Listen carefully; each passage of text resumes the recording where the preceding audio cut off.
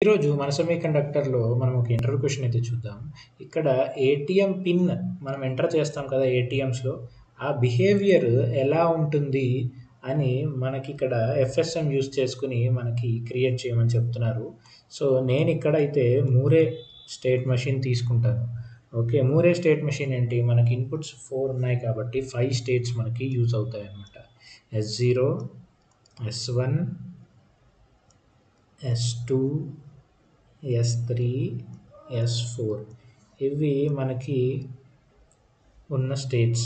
Sorry, ఇక్కడే మనము ఏ state కింద అయితే ఆ స్టేట్ కింద మనము అవుట్పుట్స్ రాసేస్తాం కదా.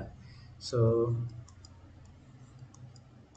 మూడే కాబట్టి సో ఇప్పుడు మనకి ఫస్ట్ది ఇన్పుట్ కరెక్ట్ ఇన్పుట్ ఇస్తే ఫస్ట్ నెక్స్ట్ స్టేట్కి వెళ్తుంది.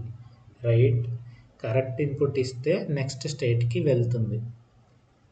Correct input. అదే రాంగ్ ఇన్పుట్ ఇస్తే అయినా నెక్స్ట్ స్టేట్‌కే వెళ్తుంది. మన మన ఏటీఎం అలాగే బిహేవ్ చేస్తుంది కదా. ఒక్క పిన్ ఇవ్వగానే రాంగ్ అయితే అది మళ్ళీ వెనక్కి వచ్చేది. అదైతే ముందుకే తీసుకెళ్తుంది మిమ్మల్ని. సో, అలాగే నెక్స్ట్ టైమ్‌లో కూడా కరెక్ట్ ఇన్పుట్ ఇస్తే ముందుకెళ్తుంది. రాంగ్ ఇన్పుట్ ఇచ్చినా ముందుకే వెళ్తుంది.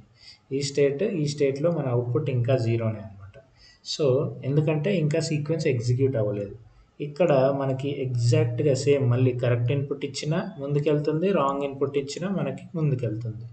ఇప్పుడు ఇక్కడ మనం ఇప్పుడు 3 పిన్స్ ఎంటర్ చేసేసాము. ఇక్కడ 1 ఇచ్చాము, ఇక్కడ 2 ఇచ్చాము, ఇక్కడ 3 అని ఎంటర్ చేసాము. ఇప్పుడు మనము నెక్స్ట్ పిన్ కరెక్ట్‌గా మనము ఇస్తే ఈ స్టేట్‌కి వెళ్తుందనమాట. ఈ స్టేట్‌కి వెళ్ళి మన అవుట్పుట్ 1 అయ్యి ఇది కరెక్ట్ అవుట్పుట్ అని నెక్స్ట్ పేజ్‌కి ప్రొసీడ్ అవుతుంది ఈ స్టేట్‌లో.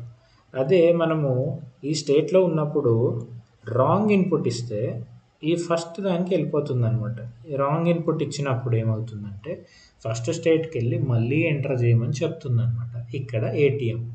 సో, ఇది యాక్చువల్ ఎఫ్ఎస్ఎం అనమాట. ఎఫ్ఎస్ఎం ఇలా ఉంటుంది మన ఏటీఎం పిన్ జనరేషన్‌కి అయితే యూజింగ్ మూరే స్టేట్ మెషిన్ అనమాట. Thank you. Please subscribe to మన సెమీకండక్టర్.